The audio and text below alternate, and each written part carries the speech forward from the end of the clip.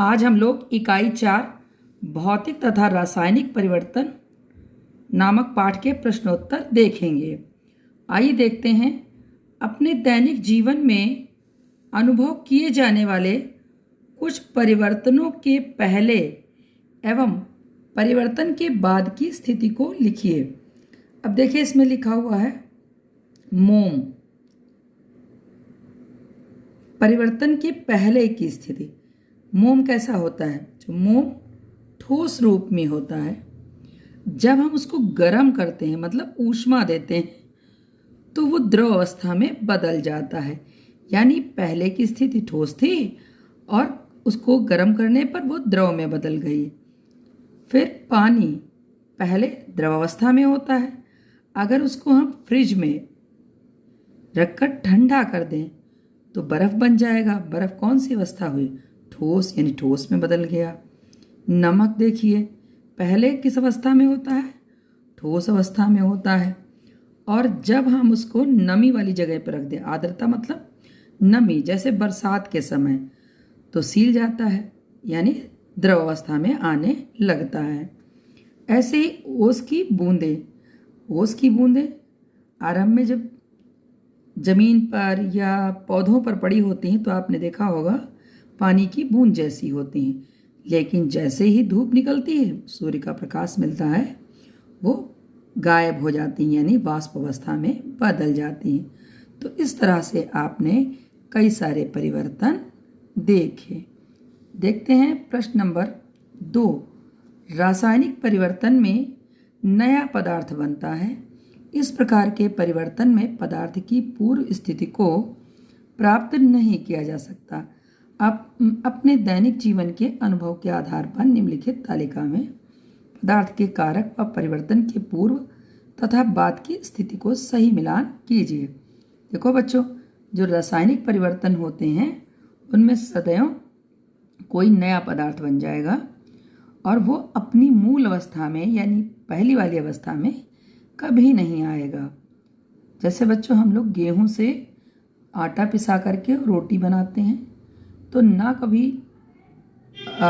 रोटी का स्वाद अलग हो जाता है और वो फिर कभी आटे के रूप में नहीं आती। इसी तरीके से यहाँ तमाम से परिवर्तनों को दिखाए गए। जैसे कागज़ पहले कैसा होता है? सफ़ेद होता है, बाद में जब वो जलाया जाता है तो काला हो जाता है और फिर वो राख बन जाता है, और अगर चाहें उसको कितना भी कुछ भी कर लें, पुनः कागज़ वाली अवस्था में नहीं आता। तो ऐसे परिवर्तन रासायनिक परिवर्तन है। इसी तरीके से स्टार्च कैसा होता है? सफ़ेद होता है, आप लोगों ने प्रयोग में देखा भी है स्कूल में, और जब उसमें आयोडीन विलयन मिला देते हैं तो नीला या बैंगनी हो जाता है। ऐसे ही हल्दी कैसी होती है? पीली होती है, लेकिन जब साबुन के साथ मिला दी जाती है तो वो लाल हो जाती है। बच्चों, ये सब आप करके देख सकते हैं। ऐसे ही चीनी आरंभ में सफ़ेद होती है, लेकिन अगर हम गर्म कर दें तो भूरी हो जाती है। प्रश्न नंबर 3 है, दिए गए कथनों में असत्य और सत्य को छांटकर सही कीजिए।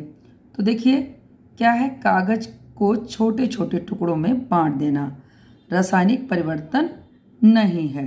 बिल्कुल सही बात। क्या कह रहे हैं ये? कि अगर हम टुकड़ों में बांट देंगे तो वो रासायनिक परिवर्तन नहीं रहेगा, क्योंकि जो गुण कागज के थे वही गुण उस छोटे टुकड़े के होंगे।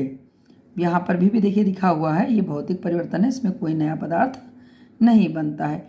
लेकिन बच्चों, जब कागज को जला देंगे तो वो रासायनिक परिवर्तन हो जाएगा। अब देखिए, पत्तियों से खाद बनना एक भौतिक परिवर्तन है? बिल्कुल नहीं। खाद बनने के बाद पत्तियाँ कहाँ उस रूप में आती हैं? तो ये बात जो कह रहे हैं ये असत्य है। पत्तियों से खाद बनाना रासायनिक परिवर्तन है, क्योंकि खाद बनने के बाद फिर पत्ती अपनी मूल अवस्था में कभी नहीं आती। मोम का जलना रासायनिक परिवर्तन है? बिल्कुल सही, सत्य है ये कथन। भाप का ठंडा होकर बूंद में परिवर्तित होना भौतिक परिवर्तन नहीं है, यह भी असत्य है। भाप का ठंडा होकर बूंदों में परिवर्तित होना भौतिक परिवर्तन ही है, क्योंकि द्रव से ही भाप बनी थी और भाप पुनः द्रव रूप में आ गई, उसमें कोई बदलाव नहीं हुआ। निम्नलिखित परिवर्तनों में से भौतिक और रासायनिक परिवर्तन तालिका में लिखिए। अब देखिए इनमें से छांट कर लिखना है कौन भौतिक परिवर्तन है और कौन रासायनिक परिवर्तन है। तो भौतिक परिवर्तन पानी में शक्कर घोलना और प्रकाश संश्लेषण। रासायनिक परिवर्तन मोम का पिघलना। बच्चों यहाँ मोम का पिघलना है, मोम का जलना नहीं है। पिघलना भौतिक परिवर्तन होता और जलना रासायनिक परिवर्तन। इसी तरीके से कोयले का जलना एक रासायनिक परिवर्तन है क्योंकि इसमें राख बन जाती है। कांच का टूटना भौतिक परिवर्तन है और भोजन का पचना रासायनिक परिवर्तन। नीचे दिए गए कथनों के रिक्त स्थानों के नीचे दिए गए शब्दों की सहायता से भरिए।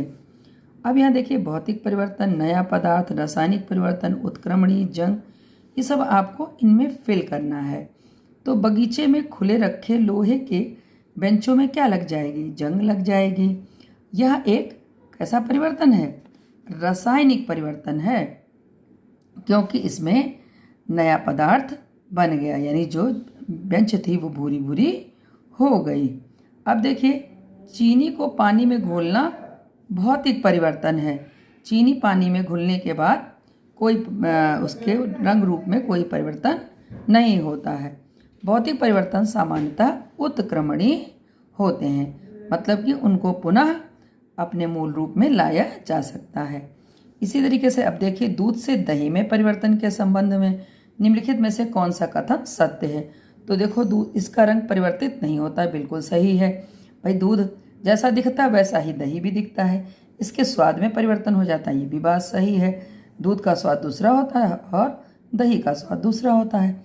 दही से दूध को पुनः नहीं प्राप्त किया जा सकता, ये भी बात सही है। यह द्रव से ठोस में बदल जाता है, ये भी बात सही है इनकी। अब देखिए आइए इनके देखिए क्या विकल्प हैं। तो पहला विकल्प है कथन 1 व 2 सही हैं।